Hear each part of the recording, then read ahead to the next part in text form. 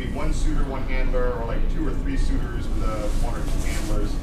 So impromptu, and also how to generate, no matter what you do, positive engagement, where it's going beyond not dying or not being arrested to where you can project furry. You can have the general public come away with like a super smile on their face and a good impression of the fandom and what fursuiting is about. Again, we don't want to tell you how to suit. We're just telling you to just sort of think about how to think about when you go out, choose places, what you're doing. So all we're telling you is what we've learned from our experience. Nothing we say is 100%. Use your own. A lot of it is you got to use your own judgment. This is just sort of guidelines to sort of help you guys out. And we just want positive experiences. Every suit, every suitor, every situation is different. And at some point, you're going to have to get out there and learn by doing and see how it works for you. But just be aware that even one bad situation doesn't mean that in similar circumstances they'd all be bad or good. One other quick thing is that we generally are talking about how you interact with people, but you don't have to interact with people if you don't want to. There's a lot of stuff we will cover to some degree about non-interactive situations. So just be aware that we're sort of biased towards interaction, but we will address both interactive and non-interactive engagements. Non-interactive is where you just want to go out and get a photo with your suit, not engage or talk with the actual public or people at large. That's perfectly fine. But like I said, it's a lot harder when you actually talk to people, so a lot of us are talking sort of will address a lot of those situations. So first I was going to say, what's our background? This is Equus. We have a number of suits. Our first MFF was 6 years ago, at MFF 5 years ago? It would be 5 years ago, but it's our 6th MFF. That's how it works. Our first MFF was 2014, and we just gotten one suit. It was a unicorn, realistic unicorn, you might see as Equus.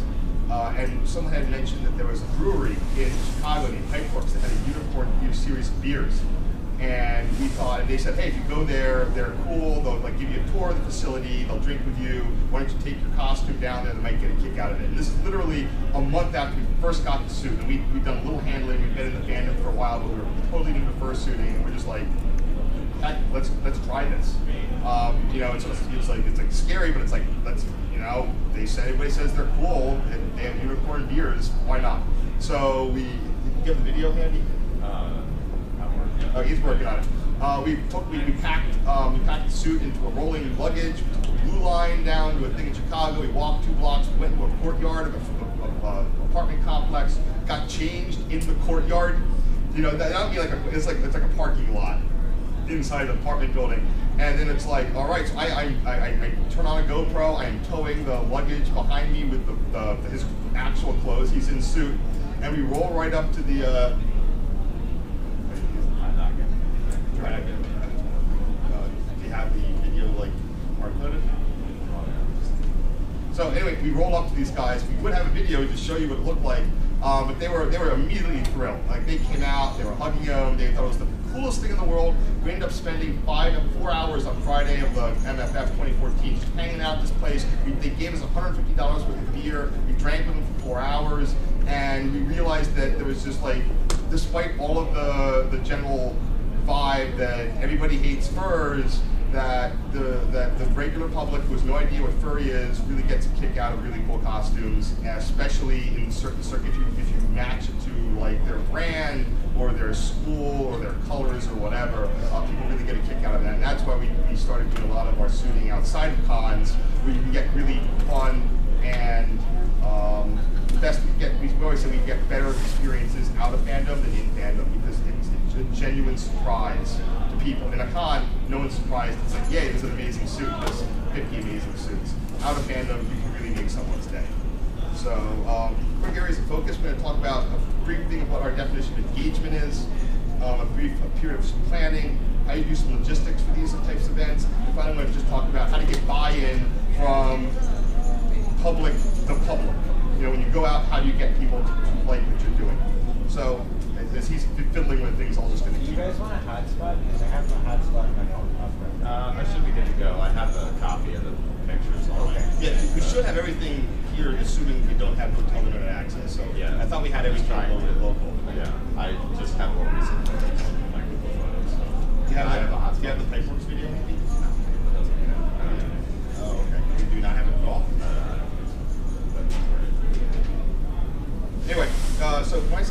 engagement, it's sort of like, I mean, it also means like it's just like interaction with people. Like when you're at a place that you can be ignored, or people can come up to you, ask you questions, take pictures with you. That's what we sort of mean by engagement. And there's also the thing of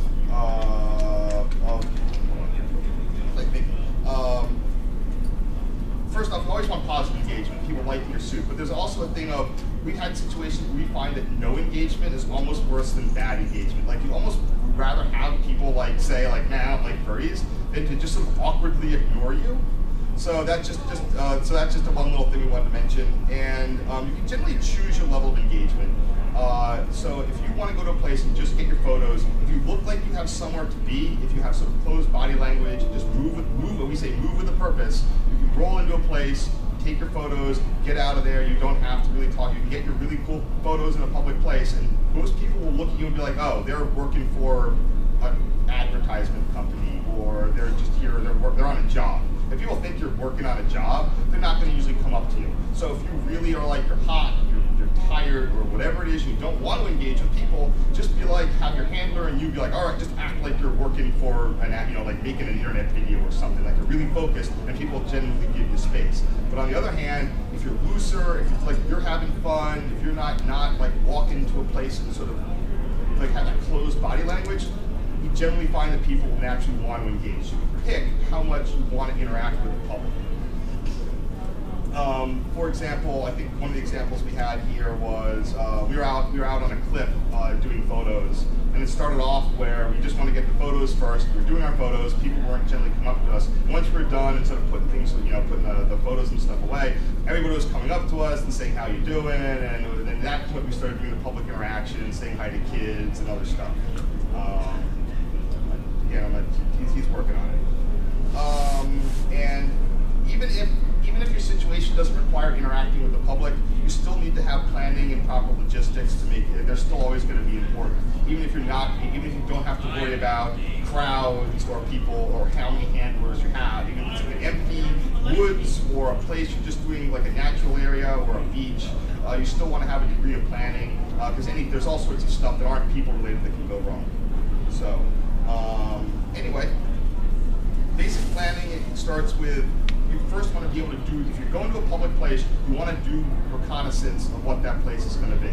That means you want to go out and scout the location. You want to have the suitor and the handler walk to where you're going to want to walk to where you want to take your pictures. That way, when the suitor has limited vision, they've already been out there, they already sort of know what's going on. You know where the exits are, you know how far it is from a parking lot to where you have to go. You might look at the tourist map between where the parking lot and the photo op is, and it looks short on the tourist map, but if you actually walk it, suddenly it's quite a distance. And then the suitor's hot, they've gone out a mile, they have to come back, and they can be dehydrated, they got to take their head off, and then it's sort of like the walk of shame going back. So make sure you generally want to try to walk that area so you know what's going on. Especially if it's indoors, you want to know where exits are, and there's issues with crowds that you always want to be able to get out of a crowd so the suitor again doesn't get bombed. You want to identify where you're going to change. It could be the back seat of a car, it could be a closet, it could be an alcove, it could be behind some trees. You got to have, it's wherever you feel comfortable, but you want to identify where you're going to get changed for this sort of thing. And what's the atmosphere and energy like? We have a section on energy, but you also want to gauge, are people happy, are people angry, is it sort of dull and raining, or just sort of feel what it feels like in the zone. Are people gonna, if you want to have, fun interactions like you do at a con, or is the place you are amenable to that? Just sort of, that's one of those judgment calls. You gotta sort of put your finger up and feel the air, how it's blowing. One of the places we went, we were helping a charity at the Pennsylvania Horse Expo. It was a draft horse rescue, and they wanted us to be at the booth where they were, but their booth was like in one of the hallway down like this it's like, where are we going to change? It's not set up for mascots at all. There's no green room. There's no place for us. There's no place for really anybody. The only place for things are horses and stalls, and you can't really change in a horse stall because you're going to get dirty. So we literally found a place behind the first aid table where there were some vending machines. We threw down some paper, we changed there and popped out through a door and walked 50 yards down a hallway, which is the most direct access to get to where we had the suitor for the duration of the event. It worked great. But we didn't just roll in and say, all right, well, we're at the charity event, let's get changed right here, because there's nowhere at the actual booth to change. So we had to figure that out. You always want to make sure your plans are flexible. Don't go in saying, I'm going to do this thing, and be like, I'm going to just, no matter how bad it feels, you still do it. You have to have this little voice inside your head saying, something doesn't feel right. There's too many people, that's a no parking area, I don't know, those cops over there are looking at me weird. You gotta have this idea, you have to be able to say, this doesn't feel right, I'm gonna change my plan, or maybe even not even do it. You might have an idea that a place might be good to suit, and when you get there, it just does not feel right, or maybe it's raining, or who knows what the problem is. But you can never have the thing of, I've come this far, I might as well put on the first suit and go for it, because that's when you force it, that's when you might get into some sort of problem. And we're not saying problems happen all the time. I don't think we've really ever had any problems. But at the same point, even if it's 1% of the time, that means it might happen. So you have, if you just go through the precautions and take steps, and take that small chance to make it very even smaller than something that will probably never come up. What's up with the thing? Keep going, right? Hopefully you almost got it. So, also in the planning, and this is one thing we always do whenever we're heading out to do shooting in a place, we have something called, it's like have your story straight. People don't automatically dislike furries, no matter what Age likes to say, and I think he's even changing his tune. There's not this bad public perception. Most people don't know what furries are, and we generally try to say, like, it's not your job to educate the public on what furry is. That's gonna just like instead of someone having fun and taking your picture, they don't need a 15-minute lecture of the history of the furry family. So we'd always say is, what you want to be able to answer the question is, who are you and what are you doing here? It's your basic thing of, you want to tell them the story that the people that you are going to run into will go right from who are you and what are you doing here to can I take your picture? Wow, this is amazing. It could be something as you're a cosplayer. You know, if you've seen some of the caribou out there, one of them, he just says he's Sven from Frozen, and it's like, oh, I love Sven. And it's like, you don't say like, oh no, I'm an original character named this, who's made by this suit maker, blah blah. It's like people's eyes will go blaze over, and they won't care one bit. You're Sven from Frozen, boom. You could say you're something from an anime that no one's ever heard of, but they've all heard of anime, so just make up an anime. You know, it doesn't have to be real. They're not going to go check your story and come up to you and confront you. They just want to get to the part where they can take a picture. You can always say you're just doing something crazy for the internet. You have to, it's one of those things, again, use your judgment. When you're in the car with your handler and say, all right, what's our story? And you go over the story, so when the handler or the suitor has to explain it, it's consistent and it comes right out. You can also just say, oh, it's some crazy costume my friend had, just the litany goes on and on. It's like when you come to a con and people say, what you do in Chicago? And you say, I'm hanging out with friends. That exact same thing, but it's a little harder because you're explaining why you're in an animal costume to someone in public. But the same sort of explanations do work. You just have to sort of, and again, you can try out multiple ones and see which ones work best for you. Let's see here. Blah, blah, blah. Another thing is that people are generally aware, so cosplay is generally in the public consciousness. You can always say cosplay. Another thing that's in the public consciousness is that people know that viral videos and YouTuber are a profession now. So if you just say, oh, I'm doing something for YouTube, or it's a persona for YouTube, or I make videos. Again, if you're shooting pictures and videos and stuff, just say that. You're a blogger, you're doing some crazy thing. Every so often, you can say, you know, like people often assume that you're promoting a product. While that's not the worst excuse in the world, a lot of places that you go to do have issues with like paid promotions. Any venues, malls and whatnot, like if you're just someone in the mall taking pictures, that's fine, but if you're in the mall like doing it for commercial purposes, that might run into problems, so we generally don't try to go to, someone, when we were with one of the caribou said that someone thought that they they were shooting Caribou Coffee ad, and we were like, yes, that's totally, like, they're like, oh, are you doing something for that Caribou Coffee contest? And we're like, yes, that's totally it. But just be aware that that is one hang up if you say like, oh, I'm shooting something for my business or whatever, that some places are like, well, you can't do that because this is a private, this is like a mall or a private park or something. You gotta get a permit for commercial activity. Blah, blah, blah, blah. One other thing we want to say is no matter if you're doing videos or photos or not, even if you just want to go out and interact, always make sure your handler always has a camera. If you have, or maybe even also has a GoPro or both, this simply protects everyone involved. If cameras are out, video cameras, still cameras are out, it generally puts other people on their best behavior. So no matter if you're taking photos or not taking photos, make sure your handler always has a camera, because people who might be inclined to mess with you are going to be disinclined to if they are aware that you can record them messing with you. So that is just something we say to whoever your handler is, make sure they have a camera with them and out and visible. Blah, blah, blah, blah. One other thing we want to mention is just be aware of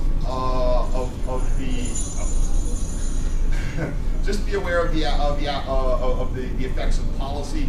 Policies are, when you go to places so generally policy causes people to react in negative ways to unexpected stuff. If you're a manager or a frontline employee at a store and something unexpected happens, the easiest answer for that person is to say no, because going out on a limb, no one wants to go out on a limb. So just be aware that, especially if someone is telling you not to do something, you don't want to just be like, oh, okay, then like sneak around it. That's where things sort of get bad in a hurry. So what we always say is you want to try to avoid events that might be captured by like strict policies. Highly managed events like concerts, sporting events, like especially professional stuff, professional art shows, even parades. Anything with large corporations, chains of franchises, these are situations where the employees or the managers have way less leeway on their own to say, oh yeah, come on in, we love fursuiters. They're going to be like, oh, my handbook doesn't encourage this, so I'm just going to say no. Mom and pop shops, independent stores are way chiller with fursuits and unexpected things. We've taken some fursuits to diners in upstate New York in the Adirondacks. They just automatically love it. So mom and pop is, again, if you're choosing a place where you want to go in suit, we know we've all seen people who go into Jimmy John's, they go into Starbucks, and they have a great time. That's fine. We're just saying, if you just have to pick from 5 places and one of them is like a mom and pop shop, you're probably going to get better interaction at the independent store. Definitely work out. Any place with a lot of security, watch out with that. You got to be careful. And schools these days, especially, this is like K through 12, not like college. College is all about free expression. Once you got people under 18 involved, there are all sorts of stuff you got to watch out. They're always on the lookout for weird stuff happening, especially with the typical idea of like pedophiles and whatnot there. And finally, a lot of times you hear stuff about mask laws. We generally say that's not a problem. It's one of those things where it's there they're all designed to stop the KKK. Basically, a cop tells you to take the head off, take your fursuit head off. Don't argue with them. Don't think that you know more about the law. Those things are not going to be enforced unless you start getting into an argument with people or act like a jerk. So just because a state technically has a mask law, you probably 99% of the time aren't just going to get pulled over and thrown in jail for that. Like some guy's going to say, hey, take that off, and you take it off, and then go back and do whatever you want to do. So that's just, again, that's our experience. We've known of no one that has ever just been like grabbed, you've just been immediately arrested or ticketed for having a fursuit on in public without extenuating circumstances. And the other thing is, there's the whole category of there was asking for permission and asking for forgiveness. It's probably a term that you've heard of. Sometimes it's better to ask for forgiveness than permission. It kind of depends on the situation. If it's something that you want to do and you know it's something you can do fast and get done, well then it's probably better to ask for forgiveness. As long as it's not going to be like a real hesh show if it goes horribly wrong. But sometimes you ask for permission, right? So a good example of that was up at my college. I graduated in 2008, but I go back and I fursuited there and stuff. And I knew the head of, we have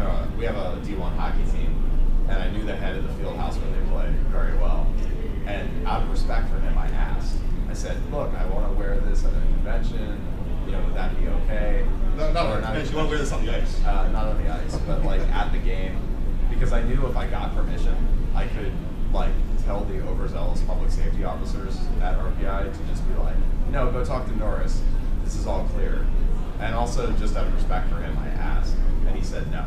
But that's like a hard no, right? Like if you get told no, you're not doing it. Like, so that's why it's sort of like you have to gauge that, like whether or not you ask for permission or forgiveness. Another good example is I was at Windsor Castle in England, in outside of London, and I had actors with me, and we went. We toured around Windsor Castle, and I was like, okay, cool. I want to take some pictures of actors. So, and I had the partial, so it was like very easy for me to just carry it. And we went through security, which is like TSA style security, and they saw what it was, and like the security guys were like, fine. They were like, and I was wearing like the bottom portion of it, which is I probably have a picture of it here. Like it's come on. There we go. So that's what it looks like, and that's actually like real riding here because I ride. And well, the best part was the security guys were like, "Oh, did you ride today?" And I was like, "I love it." In the UK, that's a question that that could be a positive answer. But like so they had no problem with it. And then I went upstairs and like when we were in the courtyard thing, and out of respect, I asked, and the first person said yes. Well, let me just check with somebody else. And then some snooty woman came down and was like, "No, I'm sorry, this is the Queen's home." And I was like, "Okay, well that's a pretty good shutdown. I'm just gonna leave." So, but yeah. So again, sometimes you ask for permission and it doesn't work out. You don't get the answer you wanted, but it is a hard no. So, and also I didn't want to get shot, which probably wouldn't happen. But on the other hand, one of the other situations we had is again, we have a video of it. He rides his horse, and he does dressage with it, and there was a Halloween dressage school show, and it said costumes encouraged. Now we later learned that was for the horses, but it did not specify that. So he went and he competed in suit in the partial, and the helmets were required. It was one of those things. He didn't want to have it again. He basically would he went around the back, got on the horse, and just like the first thing anyone had a chance to see was him riding in to do the test. And that was one of those things. It was like, well, they're gonna either tell me that I can't do it, or I'm just gonna do my thing and then have them complain afterwards. And in that situation, the person was like, "Do you have a helmet under there?" And he was like, Yes, I do. And she's like, good. And then she took all these facilities. So that's the situation where like don't want to get, because I know that if he had asked ahead of time, they were like, oh, we got to see that and check that there actually is a helmet or a rated helmet under there, and blah blah blah blah blah blah blah, and just like, no, it would have been shut down. Yeah, he would have been shut down immediately. But that's okay. But that one, I was like, I knew what I had to do, and I'd been to the farm before, and I knew, okay, well, I could get away with this if I could go and do it.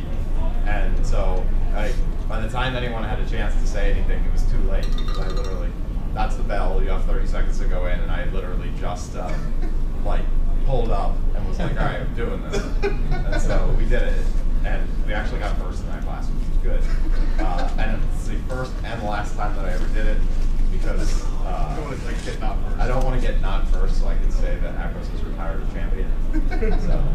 So yeah, so those are our various examples of doing stuff. So that's basically our basic planning stuff. So policy, like I said, is that's part of your planning. Do you ask people to get official permission for things, to just sort of roll in and do it? And all we can say for that is really it's a judgment call.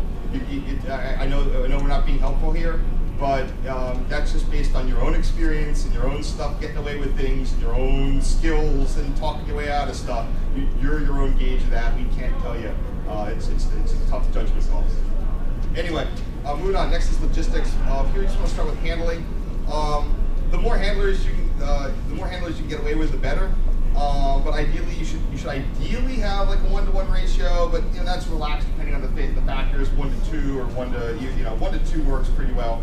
Or the more suitors you have, if they're moving in a group, you don't need you can sort of tail off there. So we generally roll through this part quick, because like every YouTube video talking about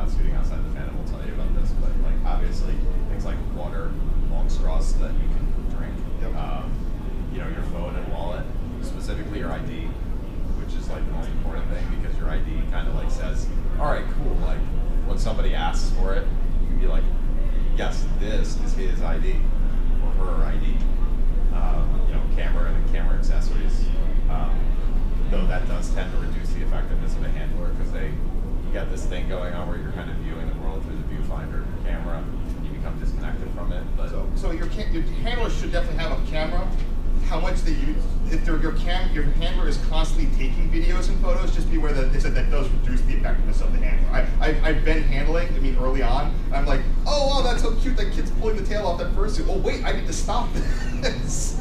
So just be aware of that effect. But handlers, like if you're having someone handle for you, they should be dealing with things like food and drink, people with cigarettes, dealing with photos and videos, tripping and walking hazards. Making sure you're not tripping over roots and curbs, talking and explaining. Some people will talk and explain in suit. I tend to not do it, especially with children. But that's just sort of my opinion. We'll get that. We have more details on that later. But specific, for the handler, in terms of the most important things to be on the lookout of, I don't know, food and drink and cigarettes. We always want to go. We always say go with a handler, but it's when you're more one-on-one and in public groups. That's where the food and drink is, especially if it's like there's a Christmas event and they've got the hot chocolate stand.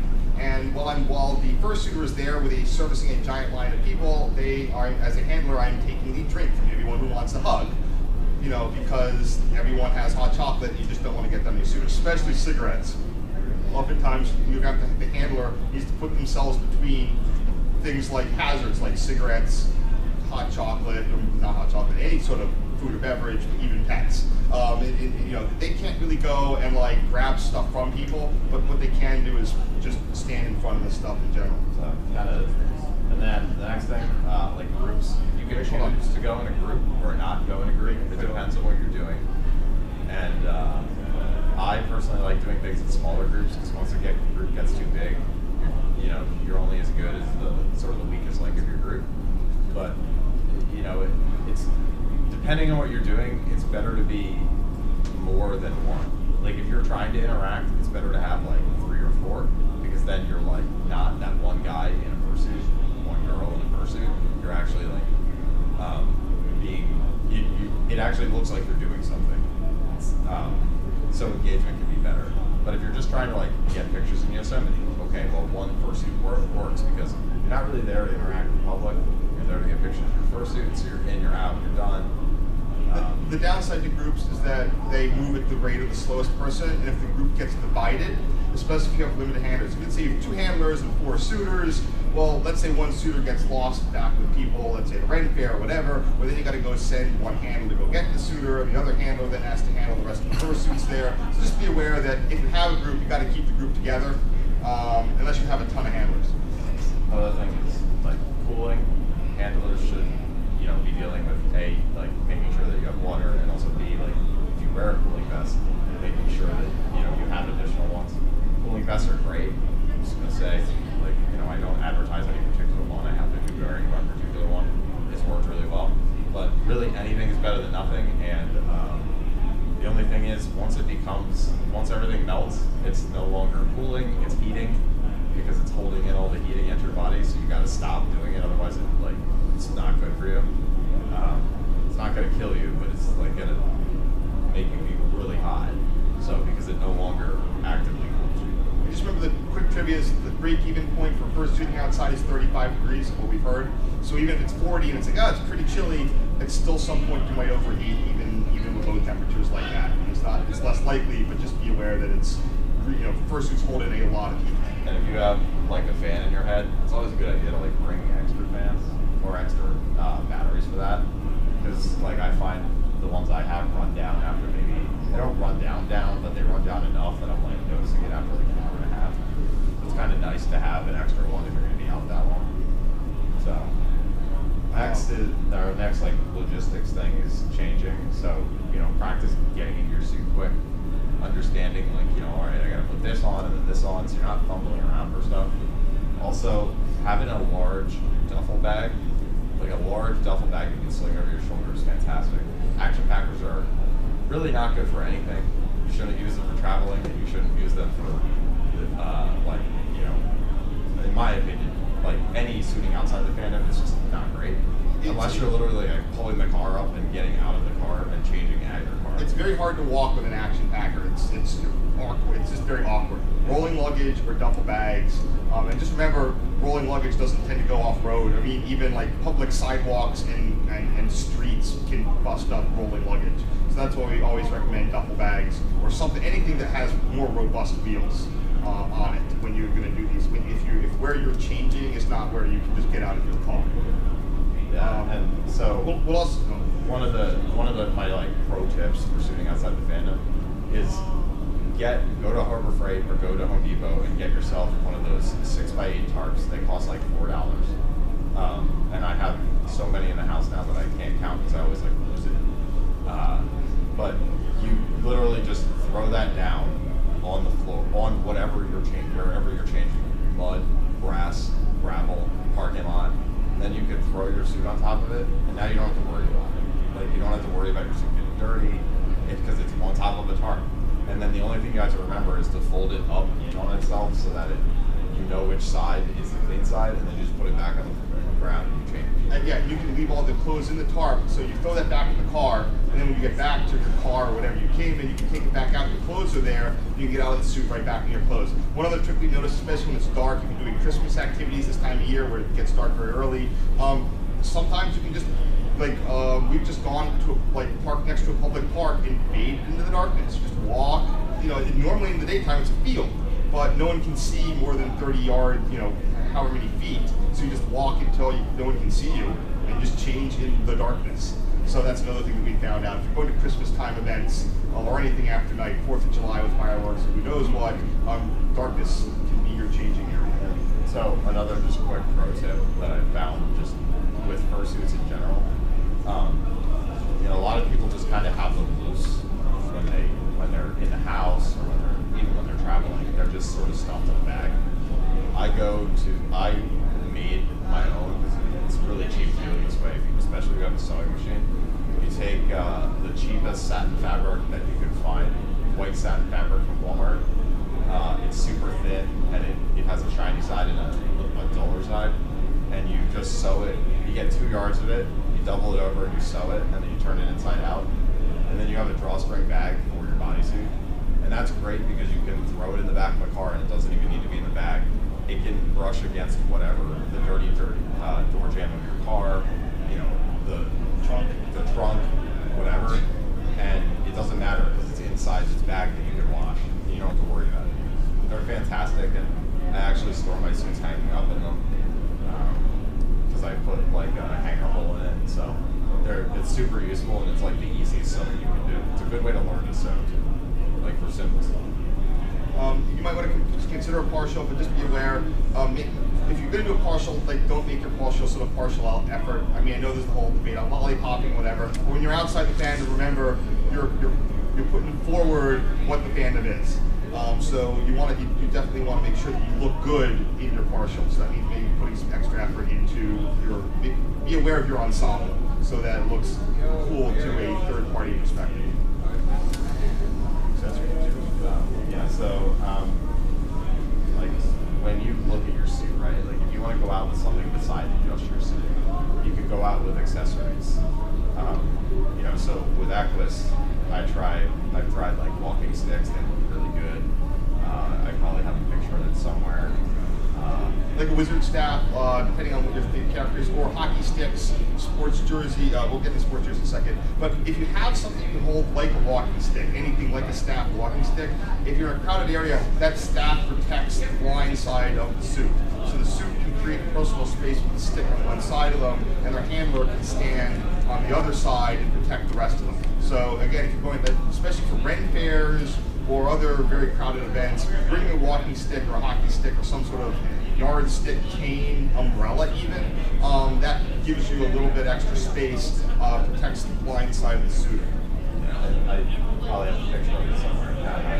Anyway, sports jerseys work really well too. Like if you see a hockey jersey, like they're long sleeve and they cover your entire top. It's great for being out in public, especially if you're, if there's a local sports team, you get kind of engagement from that.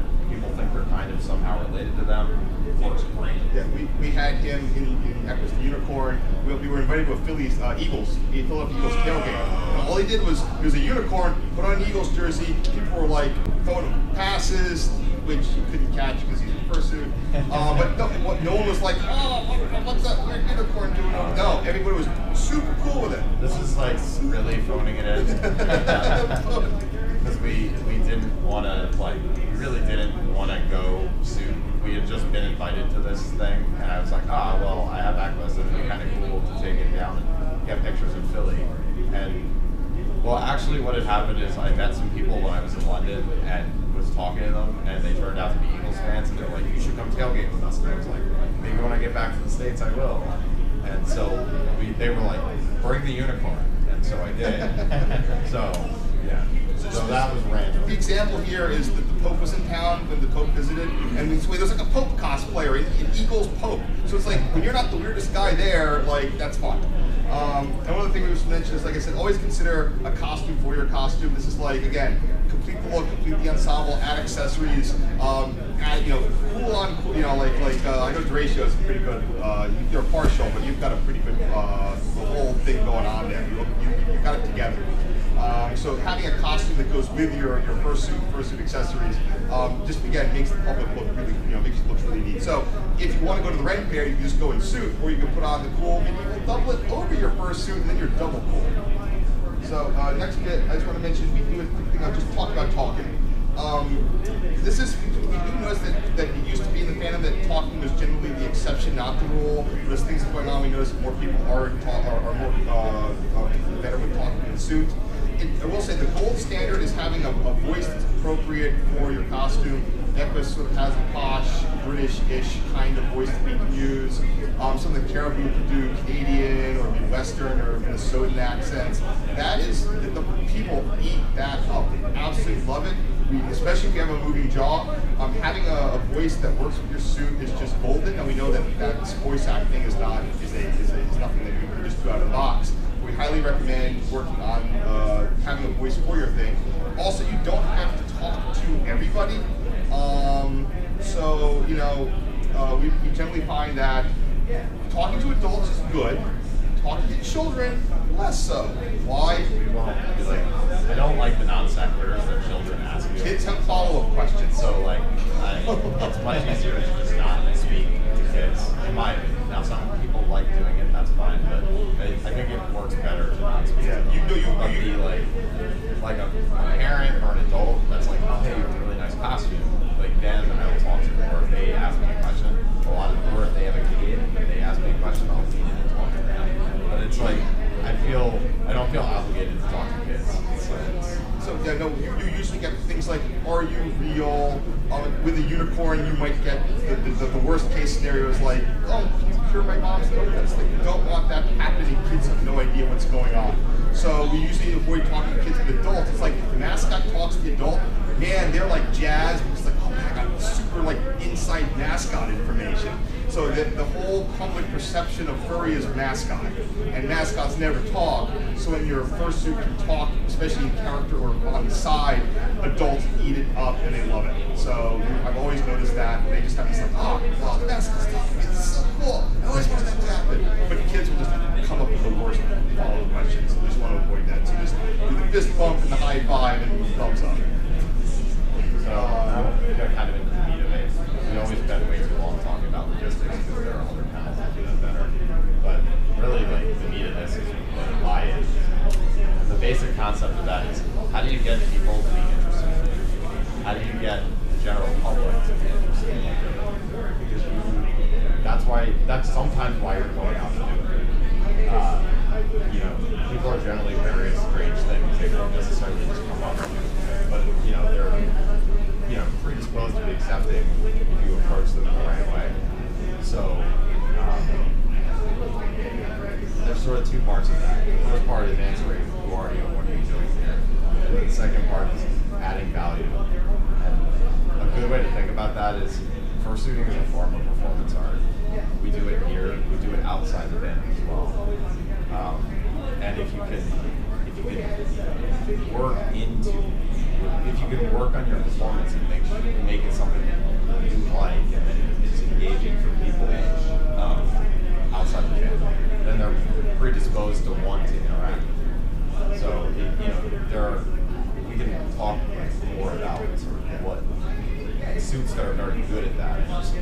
some suitors that really like their interactions with the public. They just do a really good job of it. But certain situations, so let's say you're not amazing, let's say you're not a telephone or whatever the YouTubers are with their communication skills, their amazing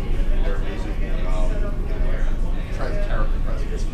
You can pick a venue where a lot of the work is done for you and give yourself that heads up, bring the level to your ability to perform, and that's what you can then have, even as a starting suitor, or maybe not the best first performer, if you go to the right event, you can have just as good engagement as one of the amazing super performance artists out there that can go to any room and just run it. So we always say the first thing about work is it's called getting the free pass. The free pass is where you don't have to answer who are you and what are you doing here. It's already done for you. Just show up and no one cares what you're about.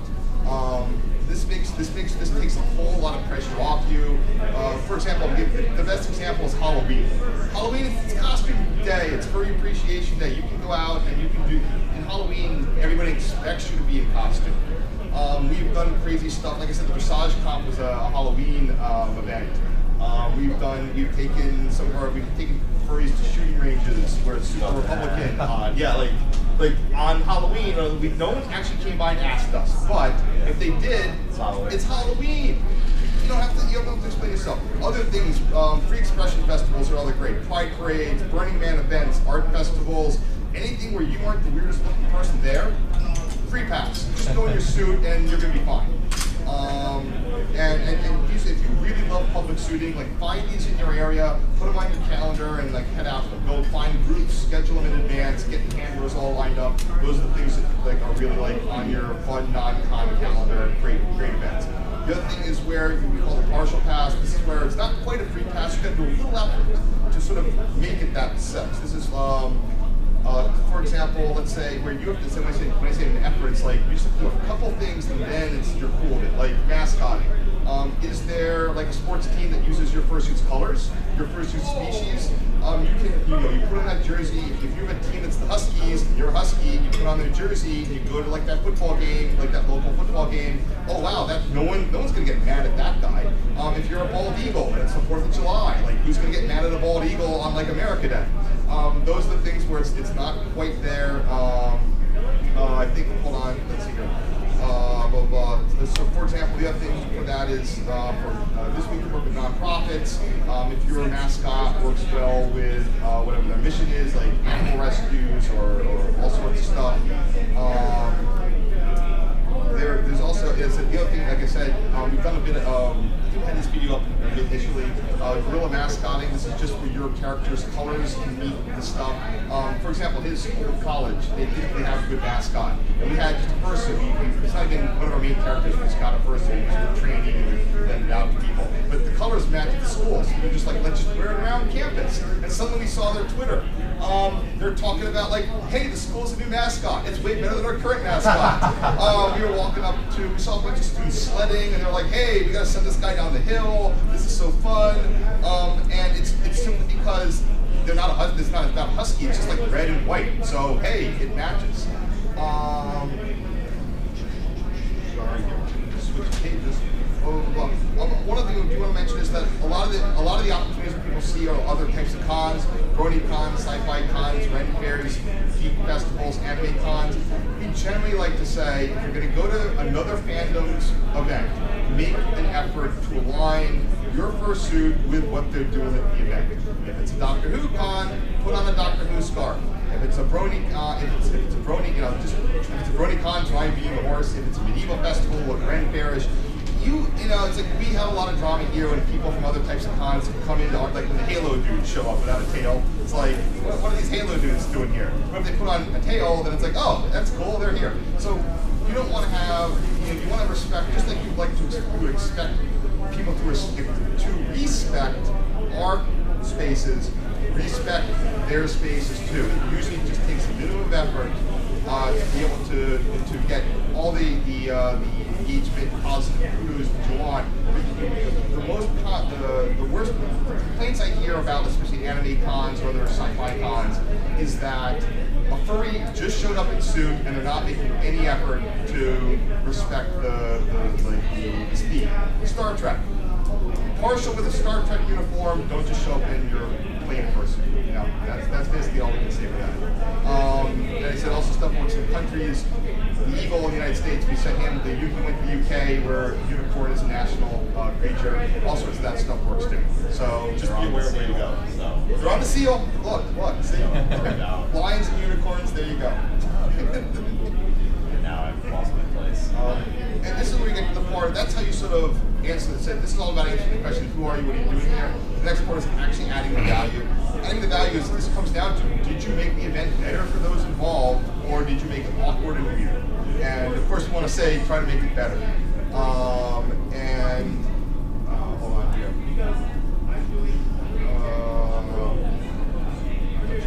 Some of this stuff is great. We take, so for an example, it wasn't quite word, at the Christmas festival near us, we usually go with caribou, but one year we only had Equus was there, who's a unicorn. And it's like, we went to the Christmas event, but like no one got it. Like, why is there a unicorn at the Christmas event? It wasn't quite great, didn't get a lot of engagement. Take a caribou to the Christmas event, you get a line 2 hours long of parents trying to throw their screaming infants to get a picture at the fursuit to get a picture with them. So it's all about like, what is adding value? Like, not aligned with the theme, people ignore you. Aligned with the theme, people absolutely love you. So that's that. It's like some things, maybe your suit doesn't work in all places. You just gotta be like, what's worth taking my suit to, or how can I modify my appearance and performance to then again add value as opposed to doing it for me. So another thing is like match a theme or something. So we went to a medieval festival in New York City. Yes, they have a Renaissance festival there. And it was up in Fort Tryon Park, which has the Cloisters, which is a branch of the Met, and which is an old castle that was disassembled in Europe and shipped over for the Rockefellers, and they built it back up again, and that's where they have a bunch of medieval art, which is really cool. And they have the unicorn tapestries. So we went, and first we asked for permission, which was awesome, and we got it, which we did not think we were going to get. Probably an oversight. And so these are giant 12-foot tapestries. They're fairly famous. If you go on Wikipedia, you can read about them. But we got to go suit in the room where the tapestries are. And it was great because people were like super into it. And you know, they just walked into a room and it was like, boom, there's a unicorn in the room. So the best double takes. Well, he didn't see, I was handling, I got the best double takes when they ran it, when people walked in there. And there were like people in the back, just, you know, like we took some pictures, but like there were people just, there were tour groups. There were like tour groups just like seeing the tapestries, and the woman was like giving a talk about it, and I just like walked up behind her or behind the group and was like listening to her. It was great. So this is like a very special moment for me because it's like super cool that the security was even like cool with it, and it was like, we're never doing this again. We're never going to get this option again, but we're going to do it now. And it'll be awesome. It's one of those systems where, you know, don't always, whatever you do, whether you know, if you don't just automatically assume that someone's going to say no. If it's something that you really think would be special, ask. Try to sell it. Try to give it an ask. One thing I want to add here is that we've generally noticed that and this is no knock on anything in furry, but in the general public, that realistics or more or less on the sliding scale of true to realistic, adults in the general public tend to be more into the realistics. There's this cultural aversion we have in the United States towards cartoony things being for kids. So just be aware of that as well. Things that look more realistic generally get better engagement with, that's the way our culture works. With more cartoony, it's like the parents, if they're with their kids, they're gonna like throw their kids at you. But the adults, we have, you know, it's just a cultural thing that adults don't want to be all into looking at cute stuff. So just be aware of that. We're not saying that anyone's suit is better or worse. It's just that's our experience. Hold on here.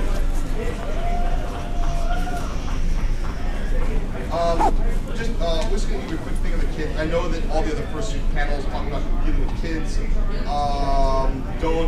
We're going to say it again. If they're kids, don't chase after kids for engagement. Let them come to you. We've noticed that parents will jump at opportunities to distract their kids. So, like, if you just have your fursuits near the park or the playground, you're going to get people coming up to you. You don't have to go chase after them. Another thing that helps out with this is groups. Generally, I will say, like, creepy people don't tend to travel in large groups, so if you're in a group session, if you want to do stuff with kids, in a group tends to be less threatening than individual. Just FYI. Also, we're also going to say that teens still have the issue with there's a culture. Teens want to be seen as not like cute, all that stuff. You're going to get sort of cool. So you're going to get two reactions from teens. You're going to get the ones that sort of give you the sort of sidelong glance and sneer, or you're going to get the ones that come and say, "Who made your suit?" When the ones come and say, "Who made your suit?" You're like, "Yeah." So also, they say if someone says it's a suit, if someone says a suit, they know. Yeah. It's like you know. Someone not in the know is going to say costume. If someone says, "Oh, it's fursuits," even if they are acting dismissive, they know what a fursuit is. So we know what they've been on the internet. Also, we want to watch out for, we're also going to say, this is obvious, but we're going to say watch out for the drunk folks or any place where there's a lot of drinking involved. It's not about people are going to mess with you to be mean. You get over enthusiasm. You get guys coming up, putting their hands all over your face, all over your head, in the eyes, up the nose. That's the real issue. They might absolutely love your suit, but they're drunk, and it's like bad positive energy. So just be really. We've had a lot of bad experience in bars. It's not because of drunk folks in bars or drinking events. It's most people in bars just want to drink. We thought we'd take an Equus to a really fancy, architecturally, like 18th century bar in his partial, looking all 18th century. We thought 19th century. We thought man, they're gonna love it there. No one cares. No one cares in bars. We take fursuits to Halloween events at bars with people in costume, and no one cares about your suit. They just want to drink and be with their friends. So it's not a hard and fast rule. We've had bad engagement at bars. Yeah, actual Halloween events, you're pretty much always going to get moved by usually a hot chick wearing as possible. Come on, but also it's kind of like we have these really awesome costumes, but we might as well let someone else. Yeah, taking a fursuit to a Halloween competition is kind of cheating. So unless you make it yourself, but give the regular people their night. We're not there to seize all their Halloween awards. It's basic etiquette. One other thing I just want to mention with pets, and this is true. Pets, again, a lot of pets, even or farm animals, of course, is included, do get an uncanny valley reaction to fursuits. I've seen it both with dog suits with canines and horse suits with horses. Not all of them, but it can wig the heck out of pets. So just be aware of that. You might want to give pets their spaces, or they might react in the opposite direction of being more aggressive toward a suitor. That's when you need to have your handler be able to step in, and all your handler is going to really be able to do with a weird pet is put themselves between the suitor and the pet. Your handler has to basically just be a body in space. If you try to complain to the person with their pet, I've noticed a lot of pet owners, they get really defensive about their dog being pawing on people because their dog can do nothing wrong. He's just playing. Don't get in that argument. Just stand and let the dog paw all over the handle. That's what they're there for. One last thing, we're sort of getting toward the end here. I just want to mention energy. This is something where if any time you've been shooting and we've had to call it off, it's usually because of energy problems. And it's something that you probably aren't even considering when you're thinking for shooting in a public event. Energy is where if you're at a hockey game and your character, your colors, everything matches. If your team is winning by 6 points, or in a hockey game, or if it's a blowout for your team, they're going to love you. But if your team is getting blown out, they're going to not care or find your antics off-putting and offensive. So you have to judge. No one wants the mascot to come out and be like, yeah, woo, when their team is getting slaughtered. So that's the thing where, oh, they're losing, I'm not going out, it's time to sit down in my seat and be like, put your head down, put your bag over your head, do whatever it is, but don't be all like, hey, look, as I also mentioned, bars have poor energy, bad weather can cause poor energy. You'll have events where everything is nice, but if it's a gray, miserable, rainy day, it doesn't have to be rainy even enough to make it so you can't suit. If it's just drizzling, you got a Ren fair and no one cares, you might not want to suit that day because the energy is going to be from people loving you to just not caring. And like I said, the most awkward thing is where you go out and you want to get, you want to have people into you, and no one even acknowledges you. They just like, this bad energy is where you get the people just ignore you, and you're like, I'm a fursuiter in a room, there's 5 people over there, and they're just like not looking at anything. This is really weird and feels awful.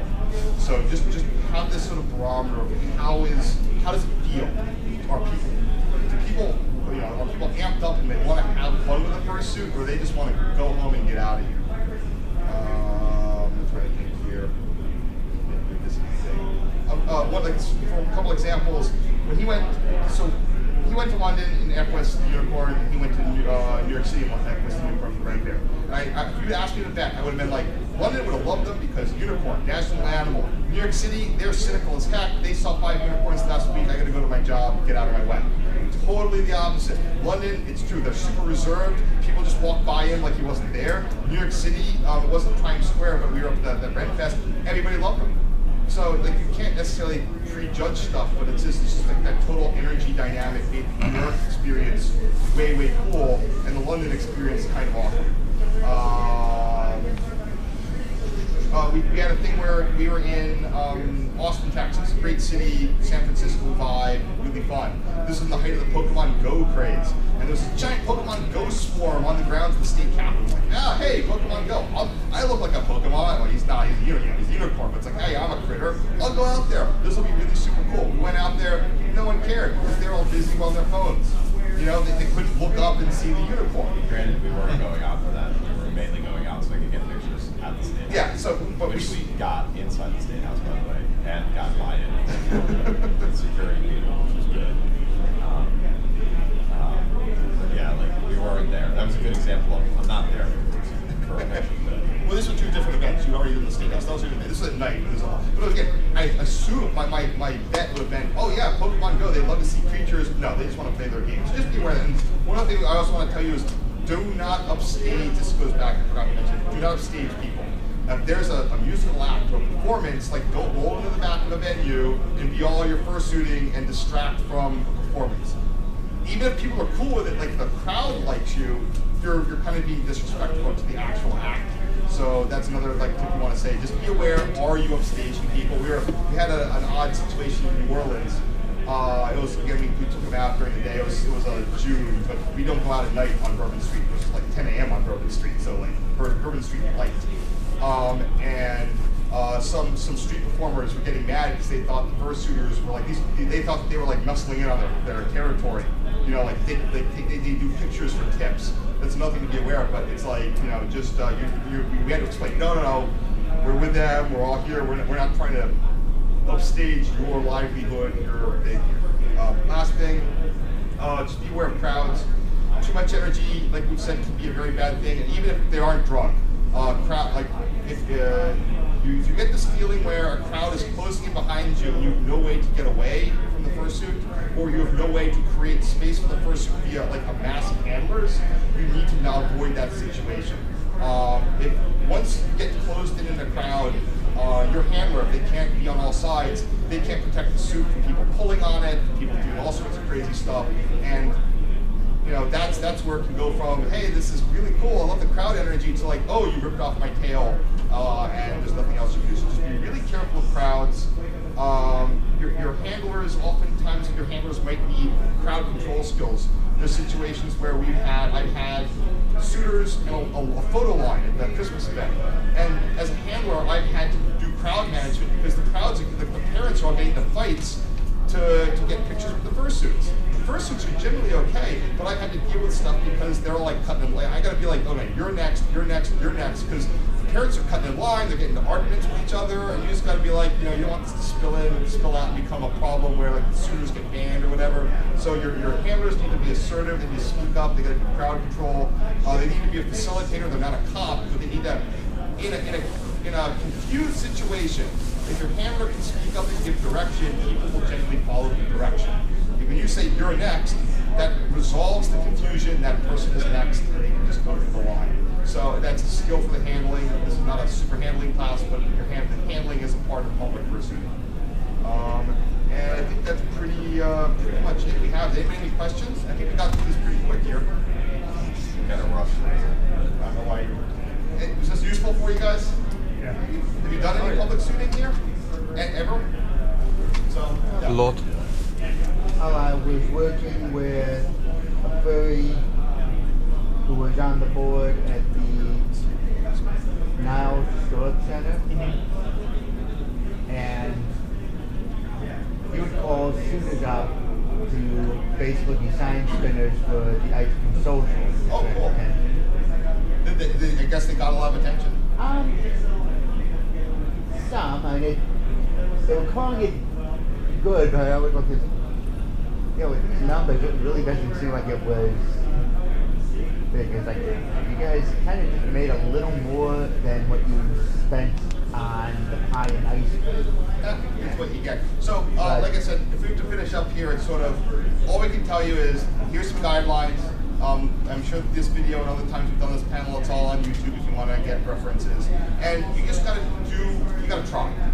Go out, try, you got to just try a bunch of times and see what works for you, and learn from your experiences. Our experiences aren't your experiences. Our locations aren't your locations. These are guidelines. You learn by doing. You just got to go out there and you're going to be like, I'm going to try this thing. You set up all your stuff, get your planning, get your logistics, get your handling, try it out. Did you have a good time? Did you have a bad time? What worked? Try it again. Don't let one situation either get you too overconfident or too underconfident, and just have fun. I think that the act of public suiting has definitely improved the image of the fandom. In almost all of our situations, everybody absolutely loves us. I honestly find suiting outside the fandom to be more fun than suiting inside the fandom. I don't mean that as suiting inside the fandom is negative. I just mean like it's a different experience. It's an experience where you can change someone's day. You can like give someone an experience that they've never had before because you're unique in public. You're here. There's the suspension of disbelief. I think is the correct term. Like we don't. We sort of like, we know this, like this is normal for us. It's normal for us to be in public, like and be in con space. To be in a con space, right? Just to be interacting with fursuiters to the point where we don't even really notice that they're there, right? We notice, like sometimes we notice different suits because there's suits that we like more than others. But like look at, for instance, like I was just down there on the con floor a little while ago, and the airline people were rolling because the hotel is not completely sold out. They have contract rooms for the airline, and so for the airlines and for airline employees to come in, and so you'll get them at a lot of cons that are near airports, and so they've never seen this before usually, and so like their reactions were great because they're like, this is really cool, really interesting. I'm so happy to see this. Like their faces light up, and like so. For example, even in the Met and Unicorn, those people who came in, they weren't expecting Unicorn to be there, and we've given them a story that they will have for the rest of their lives. The total surprise, amazing. It's just like, that's not to say that I was going out specifically to do that. I was going out because I really wanted to take pictures at the Unicorn tapestries. I knew I would see people, but it's kind of cool that they could say that they saw a unicorn, they saw the unicorn tapestries. But it's like for me, suiting outside the fandom when it's the right environment is really cool. I've managed to take suits, not always mine, to really cool places. I went to Denali with a caribou and ended up like seeing a ranger that was like super cool with it, and I got to take a picture with it, like all the way down the road in Denali. So that was there was just like moments that I had that were like, I got to suit here, that was really cool, but also people got to see it and they had a good time, so it just really makes me feel good. And I think that's the greatest thing of public suiting is everyone leaves feeling better, feeling happy about how things went down. So, does anyone have any questions? Yeah, go for it. I just wanted to say it was interesting earlier when you talked about interacting with little kids, and how that you didn't talk to little kids. Like that's like the opposite of like characters that supposedly only talk to kids and not to grown-ups. So you were saying like the opposite. So yeah, I kind of like that makes sense. So, yes. I have I just remember the story when I say, at that New York City Ren Fair, the second one for 2 years, second year went, we rolled out, and we had him in the suit, we're just walking to a place to get him, to do a photo, the place, the safe place to do some photo stuff. I hear in my ear, this little girl starts screaming, "Oh my God, a unicorn, my wish came true." I'm like, let's get out of here because there's nothing he can do that will live up to her expectations. So it's like sometimes, like I said, it's like catastrophic success. Like, oh, it's awkward. Just gotta be careful. We don't want to give kids that bad first experience. I mean, just another one trip. I was at a renter just this year with Midori, she's a popular baker. She had this wonderful werewolf thing. And a parent comes up with an infant, and she was like, "How can I get a photo?" She's like, "Oh, I'm gonna scare him." He goes, "Yeah, totally scare him." She just goes all out, like, rah! The kid screeches, and the dad is like laughing. I'm like, yeah, you just like turned that kid off to fursuiters forever. That probably wasn't the greatest idea there. I mean, it's not to say that I haven't talked to kids, right? I had some like little girl get really sassy with me and be like, "You're not real," and I was like, "Of course I am. I'm right here." No, I mean, like, there's a time and a place for it. You gotta be more on the ball, but it's if you're not like a super amazing, like I can pull up the right answer for the right thing, which is a tough skill. Just be careful. We just tell you to be careful with it, not to not do it. Just be careful. And I think that's also good advice about being in a sports game, to be wary of the score. Yep. Because you see that in other games, right, where the team's losing by, a whole bunch, and then the mascot of that school is still trying to, like, I mean, you boo the mascot at that point. But yeah, it's no longer as fun to see the mascot trying to cheer on a team that's clearly going to lose. So. Yeah, the anecdote, or the follow-up to me asking to suit at one of the big games at RPI is they got blown out that game, and I was like, I'm really glad not like that. Like, I was like sitting there like, yep, I'm glad that we didn't break that. This is embarrassing. Yeah, this would have been really bad. I would have gotten booed. So, and yeah, no one would have cared. It would have been awkward. So that's my biggest thing that I try to avoid is awkwardness. Because like there are definitely situations that like you're in suit and it's like this is really awkward. I should not have done this. And that's happened like at Mars. That's where it usually happens. So we stop doing that. And I can't think of any others off the top of my head, but we definitely had like those situations where I'm like, no, we're done. Like we don't need to do this. I think we wanted to suit. So there's a bar near us or there's a bar that we used to, a brewery that we used to live near, that we go back to sometimes. And they have a really great space for suiting, and we're trying to like create a public event there, like a general meet where people can suit. And so we were gonna go on Halloween, and we brought the suit, and like the guy that we know and was cool with it, like wasn't there, and it would have just been me, and I was just one suitor. That's weird. And because like everyone else bailed on me, so it was kind of like, I'm not gonna do this. I'm just gonna have a couple of beers and we're gonna leave. So it's like, well, all right, we missed that movie. So hey, Halloween comes every year. It does. Use it wisely. It's a resource. Again, at the Now Historical Center, they were doing a mini Godzilla festival. He had asked a bunch of suitors to come. I was the first to arrive. I got the suit, and that's when you get out. Did they let you stomp on buildings? I was really hoping it would have been at least know that I could have gotten my brother's black great coat. I got a small black smallpox hat. So I could at least gone as Doctor Who from Godzilla vs. Kong. Oh, there you go. Anyway, thank you so much for coming, guys. If you want to come up and ask, we're here. Thank you, Horatio. I know I asked you to come, so.